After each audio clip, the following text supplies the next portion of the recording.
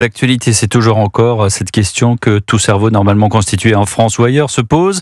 Comment expliquer, après une si belle victoire française, autant d'hyperviolence? Comment expliquer le gâchis? Comment définir les coupables, leur volonté destructrice? On en parle plus en détail avec l'expert Éric Delbecq tout à l'heure à 20h10, mais dans l'immédiat, après 573 interpellations, 307 gardes à vue européens à les tout premiers échos des déferrements. Bonsoir Jean-Baptiste Marty. Bonsoir Pierre, bonsoir à tous. Vous êtes en direct du tribunal judiciaire de Paris sur les 13 premiers déférés. Quel est le profil de ces mises en cause? Eh bien, ce sont des jeunes majeurs, la petite vingtaine, entre 20 et 23 ans, et tous vivent en banlieue parisienne. Deux ont pour le moment été présentés au juge. Le premier, Bayo R, 22 ans, vit à Montmorency dans le Val d'Oise. Il est étudiant en master. L'autre, Aurélien P, 20 ans, habite chez ses parents en Seine-et-Marne. Il est cariste.